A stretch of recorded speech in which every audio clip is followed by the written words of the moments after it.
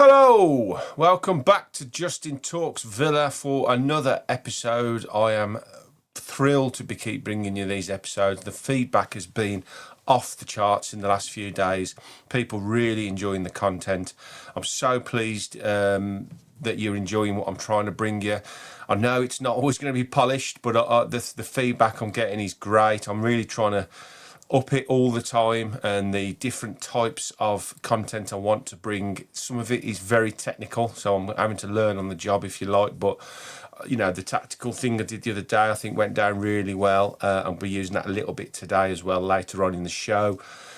I'm just excited. Honestly, I could put out 10 a day. I won't, obviously, because I don't want to bore everybody to death. But I could just do this full time, honestly. I love it so much. There's that much to talk about. And we haven't even kicked a ball in the season yet. So Christ knows what's going to happen when we start.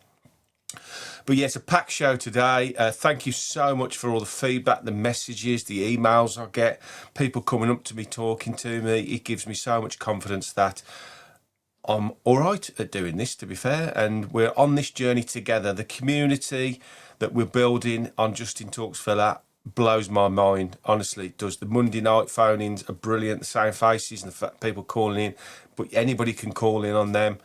The different types, as I say, the content that I want to put out throughout the season, I want it to be varied. I don't want to do the same thing all the time. I won't stop doing the interviews. That was the main focus of the show, and that will continue. It'll probably be less frequent because of time constraints with the games coming thick and fast. I obviously want to put content out about games, but I don't want to lose what was the lifeblood of this channel, which is interviews with players, managers, fans. I had a really, really long conversation with Dennis Mortimer yesterday. Fantastic conversation. And he's got a couple of people that he thinks would be interesting to talk to. One, which I potentially could be travelling up to Blackpool to do an interview with a player's son from the 1930s of Aston Villa. Now, that is the stuff that really makes me interested. This is stuff that nobody knows about, and it's just back in the annals of time, and it's forgotten about, but honestly, the story is incredible, and I'm hoping to bring it to you at some point when I can get round to it. But I've got, as I say, ex-players. I've just got so much to do and not enough time to do it in, if I'm brutally honest, but I will do my best to plough through all the interviews and all the things I want to do. It's been an absolute pleasure to do this, honestly. I think it's been my lifelong dream, to be honest, and to be living it now.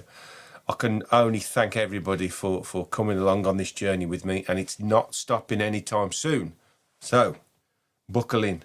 It's going to get busy over the next few weeks. So hopefully I won't spam you with too much stuff, because I don't want to overly stimulate everybody. So let's get into today's episode. Right, we've got a few things to talk about, little things, just a bit of housekeeping, a bit of information about what's coming up, and then I'm going to get into the main bit about this show, which was I wanted to have a look at Villa's squad depth and where we currently sit with little over a week to go before with the big kickoff. Where do we stand? How's the squad looking? And what do we think we may possibly need before the window closes?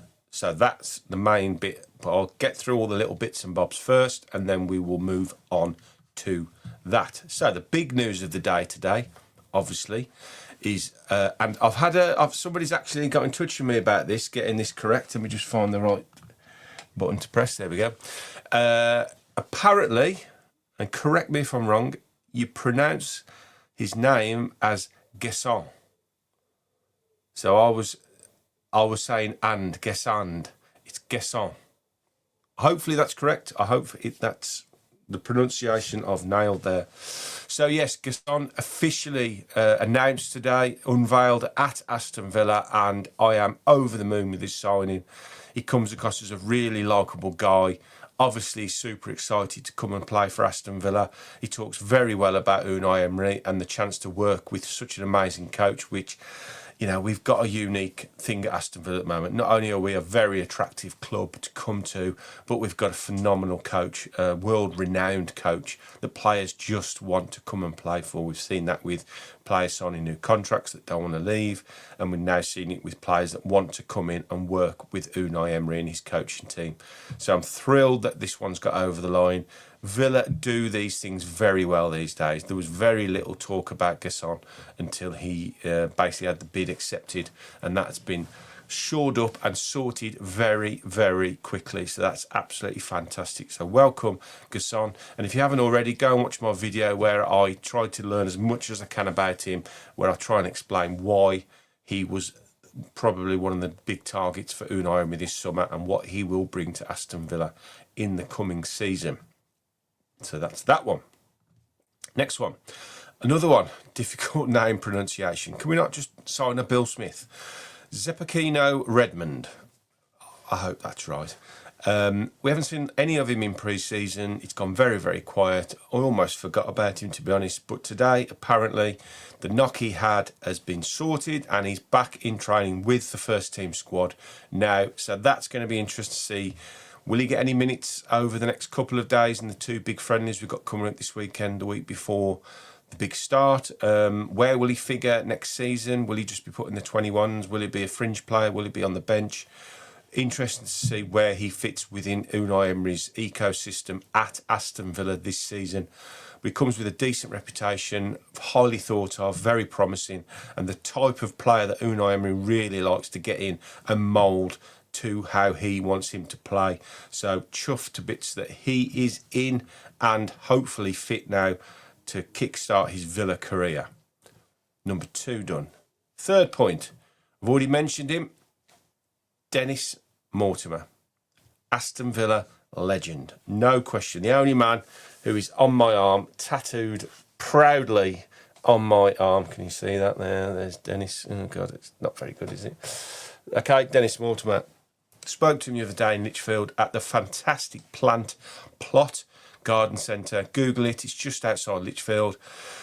You'll see in the video, fantastic guy runs that. He's got lots of memorabilia in there, loads of lovely prints and framed articles that Dennis has signed, loads of old programmes, kits, the lot. Go there, have a walk round. It's lovely. Take the missus. There's lots of lovely little places for her and you to walk around, not just this little one here. There's a great little coffee shop as well. When the weather's out this weekend, supposed to be nice. Go and support him. Tell him where you came from. Tell him where you heard it from. Justin Talks Villa after the interview with Dennis. This is out today, 8th of the 8th, 5 o'clock. Go and watch it.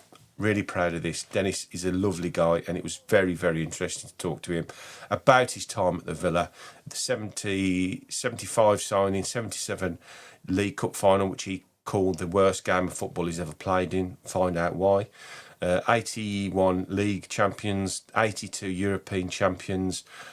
Just unbelievable stories and everything. And then we had a chat at the end about the modern Villa, Unai Emery. I've just realised I've got the same T-shirt on as I wore that day. I need to start buying smaller T-shirts because these are starting to look a bit baggy on me now. Yes, so yeah, he talks about everything, and he talks about the modern Villa and his take on this team and this season coming up. I also asked him which current player reminds him most of him. So get in the comments before you watch it, and who do you think he said reminds him most of him? There you go. That's Dennis Mortimer sorted. Right, next. So, Morgan Rogers, we all know, came off after only a few minutes of the second half game against Roma the other day at Warsaw. Initial reports are that he's okay. It's not a serious injury. Obviously, they're going to have to do further tests. But hopefully, from everything that seems to be seeping out from Villa, he looks like he should be okay and hopefully be fit and firing for Newcastle next weekend, which is marvellous news. Everybody took a deep breath when he went down, and then he gestured to come off. So we just want him to be fit and healthy for the new season. He's obviously a very important player for us. Right, that's the Villa stuff done. A couple of little personal announcements today. One I wanted to get in because, as I said at the start of this has become very personal to me, this podcast, and the community we're building. I love it. I love it, honestly. All of you that watch and comment and talk. I don't want it to be a generic football podcast. I don't want it to be just a normal Villa podcast. I just want it to be normal, human. I want to interact with everyone. I want to tell people about the season and my life and what's going on. I'm not into detail, obviously, it'd be mainly Villa. But this I wanted to put on because this was special. This is my brother, Nick. I know, I got the looks, he got the hair. We know that. And this is my little nephew, Nixon. Now, he attended his very, very first Villa game against Roma. So we took a little picture outside and I wanted to put it onto here so he can watch it later. So we need him to go more regularly. I told him this after the game. We need him to go more regularly because, I don't know why I've zoomed in there, because we had a fantastic result with him there. So I think it's time now that his dad got him a season ticket at Villa and committed to him to a permanent residency at Villa Park, because if we win every game 4-0, then he needs to be going. So congratulations, Nixon, on your first game. Here's to many, many, many more. He'll be going down the under-21s as well, down at Bodymore, and I'll probably take him as well. I haven't told his dad yet, but he might watch this later. So, yes, there you go. First game, Nixon. First of many, I know that for a fact. Right, last one before we get on to the main crux of the episode. Justin Talks Villa is proud to announce that I and the podcast have sponsored a non-league player, a Rushall Olympic, Carter Lysett. Now, if you was watching the phone in the other night, you know that Carter phoned in. Disclaimer alert, he is the boyfriend of my eldest daughter, Olivia. And he's a great kid, really good kid. He signed for Rushall this summer. He's really good footballer, left back. He played fantastically well against the Villa under-21s the other day, to the point where their manager was, Villa's management team were asking about him. He's great. I'll be going down tomorrow, their first home game of the season, and I believe that Rushall are doing a special offer. If you are a season ticket holder of any of the Midlands clubs, you can go along to Rushall tomorrow, show them your season ticket, and you're getting for £10, which is fantastic. So I'll be down there tomorrow, cheering on Carter and the boys, and I'm going to probably bring you a little bit of content from non-league this season, because I'm a big advocate of non-league football.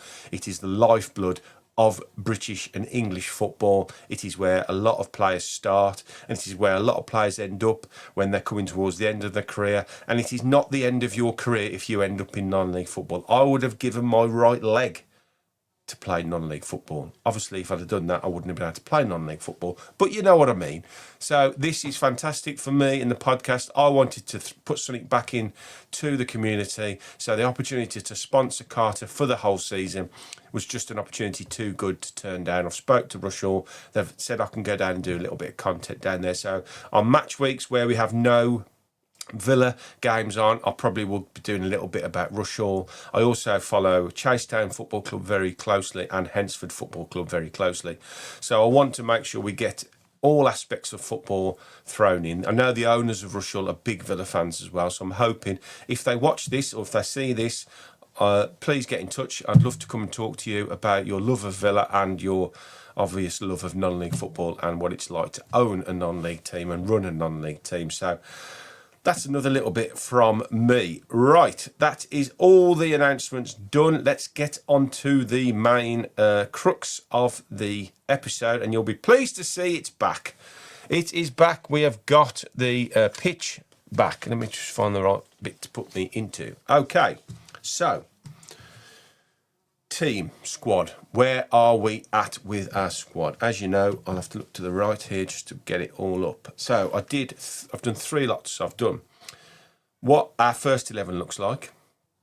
So 11 players at Villa. I'm just going to zoom myself. This will just go off for a sec because I'm a little bit small there. So I'm going to bring myself in a little bit so you can see me better. There you go. I'm going to show you. So firstly, let's start it off with what I deem to be not our first. Now, don't get me wrong here. This isn't. I'm not saying this is our first team. I'm saying this is 11 players that make up a first 11. Okay, so this is about squad depth. I'm not advocating this is our starting team against Newcastle. Obviously, it won't because Martinez is injured. I'm just trying to give a representation of how deep our squad goes. So this is an 11 we could put out, and I think you would agree it's a very strong 11, isn't it? Maatsen, Torres, Konsa, Cash, Tielemans, Kamara, Rodgers, Ramsey, McGinn, Watkins, Martinez. Very, very strong. So, how does it look with a second 11? So let's bring in the second 11. This is now 22 players, but technically 23 because I've put Gesson in as well. So now it looks like this. Bizot, Martinez, 2 keepers. Dean, Maatsen, Mings, Torres, Bogard, Konsa, Garcia, Cash. The double pivot, central midfield. Barkley, Tielemans, Onana, Kamara. 10 position, Buendia, currently having an outstanding pre-season. I personally think, as it stands, as of today, week to go, he's a part of the squad. Ealing Jr., I do put a little bit of a question mark over Ealing Jr. It's probably the main question mark over this 23 players. Ramsey, at the moment, again, part of the squad, having a very, very good pre-season. Hopefully he stays. Up front, Marlon, Watkins. Then we've got Gesson, Bailey, McGinn, right side. They don't all necessarily have to play in those positions. I'm just trying to, again, give a representation of how deep our squad goes. So that is a very, very solid 23 players there. Now, if we add in the third layer of players, this is where it becomes very, very interesting. So I've added in some of the young players that have had minutes in pre-season. Now, these probably won't get a lot of minutes. It's not in the Premier League, probably not in the Europa League. But we might see them in early rounds of League Cups on the bench when we are resting a lot of players. And they might even make the bench should we get, God forbid, injury problems and stuff. So I've added them in because I think they deserve to be with where they are in the pecking order currently. So left back, we've got Patterson, Dean, Maatsen, Mings, Torres, Bogard, Konsa. Christian Rose played quite a few minutes in pre-season with Garcia and Cash at right back. Gauchi, Bizot, Martinez are our 3 keepers, and we've got 2 or 3 really good young keepers coming through as well. Midfield again, Barkley, Tielemans, Burrows, who played against Roma the other night, which is very interesting. Onana, Kamara, Ealing Jr., Ramsey, Buendia, Rodgers, and Jimo Aloba, who again has had a really nice pre-season. Gesson, Bailey, McGinn again, and then Marlon, Watkins, and Redmond as well up top. Now, we're yet to see where these types of players are going to sit within, as I say, the eco-structure of Aston Villa going forward. But I think this is a really nice visual representation of where we stand currently with our first team squad. So there's what, 1, 2, 3, 4, 5, 29 players there, which make up the nucleus of Aston Villa's first team squad. That's a big amount of players there. So we're going into it with decent numbers, very decent numbers. You could argue about quality in certain positions, maybe depth of quality. As I say, the left side, Ealing Jr., I'm not 100% convinced on him at the moment. But Ramsey's obviously decent. Redmond, again, we haven't seen any of him, but Marlon and Watkins up top, excellent. Buendia, will he hang around? We don't know that yet. So it's really at the end of the window. I can probably do another one of these and we can see maybe how it compares to now with a week to go for the season. But the key is, and I've said this all the way through pre-season and the start of pre-season when we sort of realised that we wasn't going to be doing tons and tons of deals, that retention. Keep this squad together, and we've done that. As it stands, we've done it fantastically well. The players that were really linked with away, Watkins, Martinez, there was rumours pre-contract signing of Kamara. Rodgers has been linked with teams. We've seen a bid for McGinn. Ramsey, these are really key players to our squad and going forward, and we've basically fended off every single advance for them so far. And if I'm brutally honest, I'm quite happy to keep every single one of them. I really am, because this gives us a nice squad to work from with the season coming up. Would I like to see any more players coming in certain positions? Possibly. I think that, you can always add quality. Where do I currently think we need it? I don't think we're overly desperate anywhere particularly. Again, I'm going to keep coming back to that left-hand side, possibly a left-hand side attacker if Illing Jr., which is probably the most likely player on this list that will be leaving us. Redmond might potentially go out on loan, Aloba possibly, some of the younger players. So if we go back to the second one, so that gets rid of all the young players, and also Gauchi, who obviously won't go anywhere, so we'll put him back in because he'll be third choice keeper, so he will be sticking around obviously. So if we can rule out those sort of players on the right hand side, this is going to be our squad. Where would I potentially see where we need strengthening? I think Illing Jr. could possibly go, so that would mean we're a little bit weaker here. Could begin Pop over there and play there? Yes, he could. Rogers can obviously play over there if Buendia's form's very good. Marlon could potentially play over there. We've seen that as well. We've got so many options now of going forward. Guessond, where's he going to play? Is he going to play off Watkins?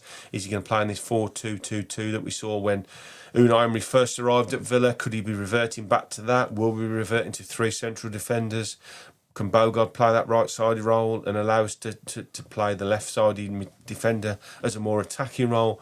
There are so many options with this in this squad, and it literally feeds in absolutely perfectly with how Unai Emery wants his squad to work throughout a season. He wants players to be able to play in different positions. I mean, you could easily play Onana and Kamara here, and you could play Tielemans in the 8/10 if you're playing against a team that maybe doesn't, that needs that kind of player in there. If we look at this now, so we could potentially have Guessond on the right. We could have Rogers on the left. You could play Tielemans in the 8/10. You could play Onana and Kamara, and you could play them as a sort of a 3 there. There's so many options, going forward as that as a group is great. We saw Tielemans playing in this role as well. Obviously, McGinn can play in this role as well. We've seen him do that. We've seen him play off Watkins. We've got a real proper squad now, a real squad. And to keep them all together and functioning for the season gives us, in my opinion, and I won't give away where I think we'll finish next season because I'll do a video on my predictions, a fantastic chance of at least doing what we did last season. So there you go. Hope you enjoyed it. As I say, I love doing this. I love giving you my input and what I think about Aston Villa Football Club. Thank you ever so much for watching. Thanks ever so much for subscribing. Please drop this video a like. Get involved in the comments. It goes off. It's really great to see. There is memberships available. If you want to go and have a look at the memberships tariffs, that just helps the channel grow. I've got big plans coming up. I've been today to have a look at a couple of things potentially for the future, which would make this a really, really big show, hopefully. But I do need your help with that. So if you do want to help, then that's great. If you just want to subscribe to the channel and watch, fantastic. So yes, I'm not sure what's coming over the next couple of days. Obviously, we've got the game tomorrow night. I'm not sure if I'll be doing a video on that at some point, possibly. But if not, it will be the Monday night phone-in, which is brilliant. It's really growing as well now. So 8 o'clock Monday night, where I'll be asking for your season predictions. Where do you think Villa are going to finish in the season? And what are your thoughts going into the big game against Newcastle? So thanks ever so much for watching. Thank you for your help. Thank you for your friendship and your love of the channel so far. And I will speak to you all soon. Don't forget the Dennis Mortimer interview dropping 5 o'clock. If you're watching this after today, which is the 8th, Friday the 8th, then it is out already. Go and watch it and drop that video some love. Thanks ever so much. Up the Villa. See you all soon.